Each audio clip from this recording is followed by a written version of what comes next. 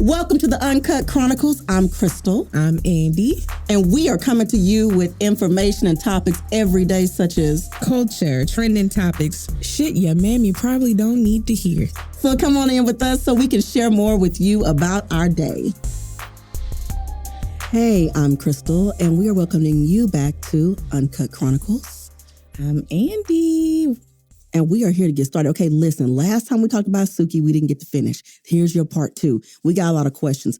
I saw a picture over the weekend, and I was like, who is this cute little fairy-looking person? Oh, she's so cute. Who is this? Oh, so modest. And then this is when my glamorous co-host over here informed me that was Suki in the picture. I said, oh, I know you lying. Put some respect on her name. Suki with the good coochie. Standing next to Dr. Umar. Let me tell y'all something. If you think that ankle-forming dress kept all them secrets hidden from him, you are lying to yourself. Baby, okay? You know what was so, I find it so humorous because of the extremes. Yep. And the black community extremes. Like, it's pro-black as hell, Dr. Umar, and it's Suki, like, just being the stereotypical extreme of black women. And seeing those two extremes come together, I don't know, it tripped me out. It seemed like it was unreal to me. You know he was thinking about it. Now, maybe you guys haven't seen some of Suki's album covers. The coochie is the first thing that you're going to notice. She wants to make sure that you know that this is powerful stuff. Has no qualms about it. Is not scared. Talks about doing all the nasty things that you dream of in your ancestors' dreams. She brings it to the forefront. She advertises. She's not scared. She's bold. If you even think about questioning her greatness, she will put you in your place and tell you to get in line. Y'all don't have VIP access to it. I feel like Dr. Umar, it was like, can I slide in or not? Like, I feel like if he didn't have the public image that he had, he would have took the shot. He would have took the shot. He would have. I want men to be real, because anything with two legs and coochie, especially looking like Suki, you would have took the shot. But it's because people like I think a lot of people behind closed doors enjoy the extreme, the fun, the I don't care, let's do it. It's not until we go out the house. It's like, hold up. Tame that down a little bit. Just calm that right on down. Don't tell nobody. And that's why, like we said last time, that even if Suki and if Dr. Umar is genuinely on this mission to tame her or help her. National Geographic for the coochie. She can't. She's too locked into the stereotype that her public image to tone it down. You don't think he can come in with a cape and try to save her, though? Like, wouldn't it be dynamically entertaining if he did and she played a role with it, like she entertained it? I mean, that'd be some good-ass marketing if they did. Do you hear me? I would. I mean, if I was her, I would. But I think she's so locked in on this. She can't put on a kente cloth bra? Baby, she had a whole kente performance, was doing an African dance. And I said, I can't take this seriously. Because what are you talking about? You eating his ass and you in kente club dancing around, baby. What am I supposed to do with this? Suki, please. What am I supposed to do with this? Okay. Backtrack. Here's the thing. In one of our episodes, we talked about Jada a little bit. Okay, Jada Smith. Pinkett Smith. And so, do you think that when women lead in these relationships, or they profess a very strong dynamic about themselves and confidence and sexuality, do you think that's frowned upon, or do you think that there are levels to it where it becomes too much? Like, well, what do we think about this? Because they're very similar in a lot of ways, except Jada not putting hers, on full-fledged Front Street. But, it's just two different types of powerful women using different things for power. Actually, Jada's using the same coochie for power, but whatever. I'm just saying. Jada just made hers look a little prettier. I mean, if we want to keep it 100, yes. But I feel like you can, because, okay, prime example of that, I was, not too long ago, I was watching the Pamela Anderson documentary. And she is sexy. Pam is very sexy. She just eludes sex. Mm-hmm. But she was able to maneuver out of that and almost like still remain that sexy, powerful woman, but you're going to take me seriously when I walk into this room. And same with Jada. Jada is very sexy. She's very attractive. I mean, Coochie ain't on Front Street like Suki, but she's still able to be taken seriously. And I feel like, but I think me and you had this conversation before. It's almost like it's an art to it. It's an art to being sexy, being sensual, enticing people. And I feel like anybody can be visually attractive, but can you be also attractive when you're in a whole church skirt, church t-shirt, New Balances, and knee-high socks? Balances. Can you still maintain that energy, that aura? Can you still be a power dynamic? And you can, because when Nita Bynum did it behind the no sheets, she was church hoeing for years, and I don't know what she's doing now, but some things don't leave real easy. But I'm just saying, like, are y'all serious? Like, some of the best hoes are in church. I'm being real. I'm gonna have to agree with this. As a PK kid, yes. That is correct. I mean, I grew up in under full-time, lived there almost 24 hours a day, 7 days a week church. Like, I grew up. Let me tell y'all something. The things that go on in churches is no different than the world sometimes. Those same sexy, beautiful people that want to love God and pray and who believe heavily, and I'm not here to doubt them. Sure they do. They love them. It's all up in that thing. Come on, front row. Showing a little cleavage, little thigh meat, little prayer cloth over it. Juanita Bynum got it. She knows she got it. Okay. So clearly it can be anywhere, in the church, in a film, in the music, cookouts. I'm just saying, like, it's limitless. It is. And that's why it's like, it's almost like, I feel like church kind of taught me that a little bit. And how I can still be sexy, seductive, but almost like I'm living a double life. But I also know how to act and present myself, but still maintain that sensuality and just that sexiness about me. But I think the industry has just OD'd us so much to it that, like, people don't even try to, like, remain classy about it anymore. Like, it's just, like Suki, it's like in your face. This is what I do. I'm posting it everywhere. You're going to see it scrolling on your timeline. Like, I can't even open Twitter up in peace. Like, Twitter is one of them apps, like, I have to be at home. I can't have Zara over my shoulder. Like, please, everybody, y'all need to be at least 5 to 10 feet away from me when I open up this Twitter app. It's so in your face now. And I feel like sometimes it can depreciate, and I could be wrong, it depreciates our value as women because it's like nothing's sacred anymore. Who's aroused? Like, to me, I don't even get fazed when I see ass and titties anymore. It doesn't even phase But then they taught y'all to put your ass and titties in evening gowns and then just scrap for a living on TV. Like, I think we took some things that, like, for real, like, all these, the real this of that street, the real this of that city, the real NBA wives, all the shows, Married to Messing, all the shows. It's, hey, ladies, put on these ball gowns and scrap a little bit. Make yourself look, you're not going to the Emmys, let's start there. You're not going to the Grammys, let's start there. You're not going to the Met.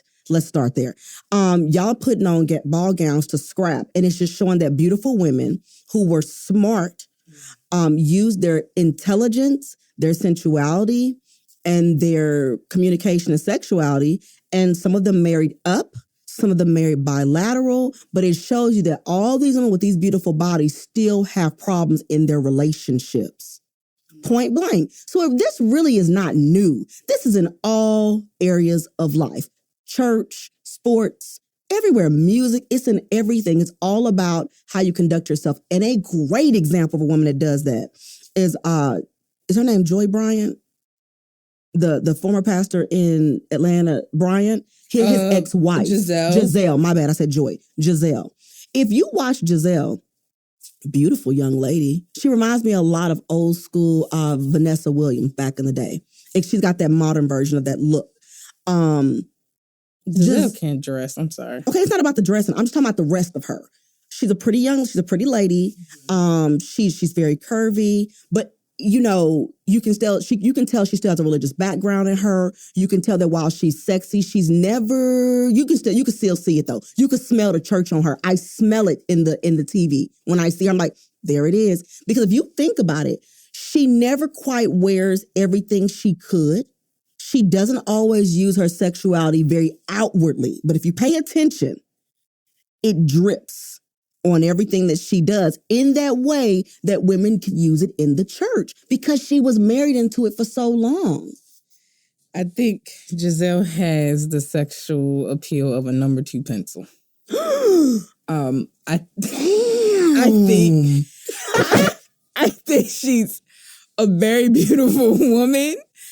I think because she's very beautiful. She's a beautiful woman. Sexuality wise, and personality wise, number 2 pencil. But I think, but it's not a 0. It's not a 0, but it's number 2 pencil. Okay.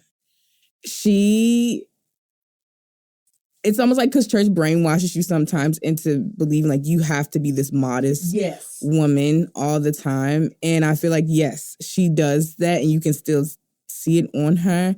But Giselle is a hoe.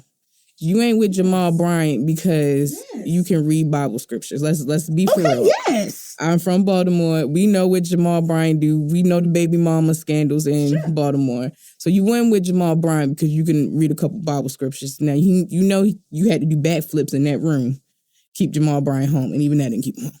But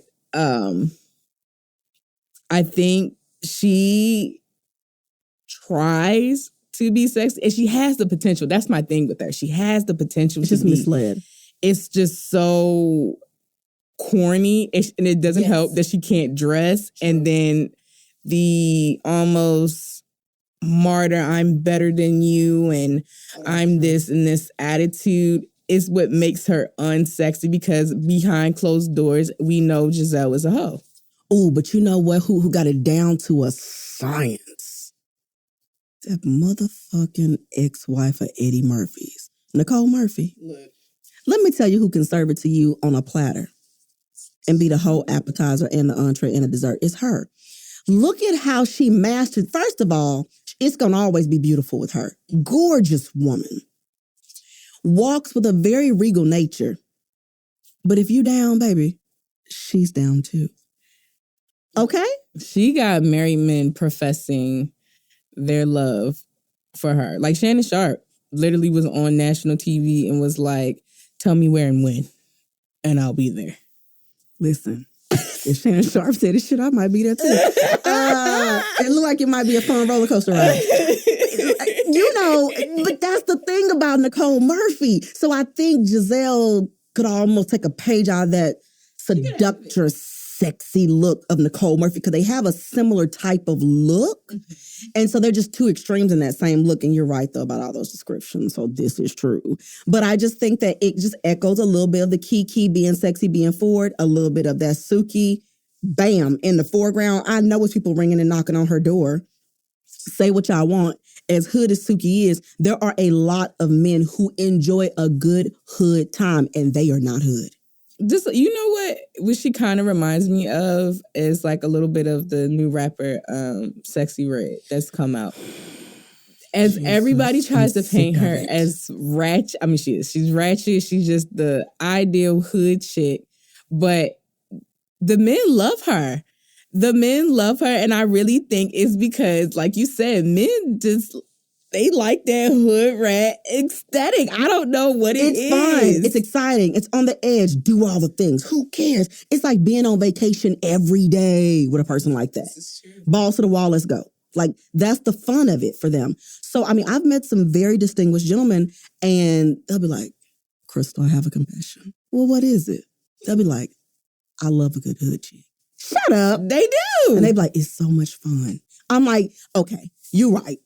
I understand why that could be viewed as fun. No judgment at all. Mm-hmm. It is fun. And I feel like, yes, you can. I love hood rat fun, but can I take you out too? Listen, and that is the tricky part. If you cannot tone that down, if you can't go from Eve with the dog paws on your chest to Eve married to the billionaire, then we can't be friends. Listen, You have to know when to turn it on and when to turn it off. And if y'all didn't learn that from Eve, you didn't learn nothing. You have to know when to evolve and grow when you get to a certain status in life. And that's one thing like I admire about Eve, where she started from the strip clubs. Literally. And she evolved herself. She would have freaking millionaire, billionaire. Mm-hmm. Now, living her best life. She's still Eve from around the way. But she's evolved enough where she can be in different spaces and be taken seriously. And I feel like that's sometimes the downfall when you get stuck in that box, like Suki, or even like Sexy Red. Like if Sexy Red wanted to one day evolve and be this like powerful business tycoon or this woman, they wouldn't take her seriously. Not right now. She's got some maturity to do. She got a Angela White, her look up, you know what I'm saying? After you go from Black China, then you flip the script, you become Angela White. Sexy Red has some time on her hands. So she's going to take it as far as she can before she flips the script and she mellows it out. Let's hope she gets there. I don't think she will. Yeah, you're right. I don't think she will because it's a mindset thing. And that's all I've been my whole life is the chick around the way. I got the Glock, I got the money. I'm twerking on everything, having fun. And I'm not saying there's anything wrong with that because, I mean, I went too far off from it. But when do we say, okay, that was a fun image at that time and I want more for myself outside of being known for carrying a stack of money in my $2 Walmart leggings? When do you want more? And I feel like she's not going to get there because she's so ingrained into that hood mentality. And that sucks to me. That's true. You got to be careful. Slippery slope. We got to Chloe Bailey it. You got to be sexy. And then we got to have somebody bring us in. Come on, bring us back. But Chloe Bailey, you know what? On her real quick, though, my 2 cents on Chloe Bailey, I feel like she got it. But it's just, she tried too hard. And it feels more rebellious sexy. Yes. Than I'm genuine. Like her sister, and I hate pitting sisters together because I have sisters. But her sister is not outwardly about it, but she got it. Yep. Haley got it. I'd be like, oh my God, girl. Haley eats it up every time, whether she is in a bathing suit or she is in a ball dress. She eats it up. She has that sex appeal where it's not rebellious or it's not forced. It's not, I'm trying. Chloe's, I'm sorry, it always gives. My mama didn't let me wear a tank top without having a shirt on top of my tank top. So now I'm gonna wear my ass out. That's what it gives every time. And I didn't realize it until I think I seen like a clip of them when they were younger. And her mom said, I don't like what you have on, Chloe. It looks too grown and you showing too much skin. And made her change clothes. And ever since I saw that clip, I think it all came together for me now as to why she's overly doing it, because she's being rebellious. Y'all need therapy and a lot of maturity. Okay. And that's going to be something she has to grow out of. And she needs a team around her that love her and that have that real heart to heart with her and help her elevate and see, hey, where you want to go and let's take you to the top. You know what I'm saying? But as a woman, you have to really, really be mindful of the way you carry yourself. You have to be mindful of the conversations you have, who you have them with, the image you portray. And you also have to leave room for the crumbs on the table because we leave a small plate out for the flies. We leave the nectar for the bees. There's a difference. And so, you know what? Here on Uncut Chronicles, we like it raw and uncut. I'm Crystal. And I'm Andy. And this shit ain't for your mammy. At all. We'll talk to y'all later. Peace. Bye.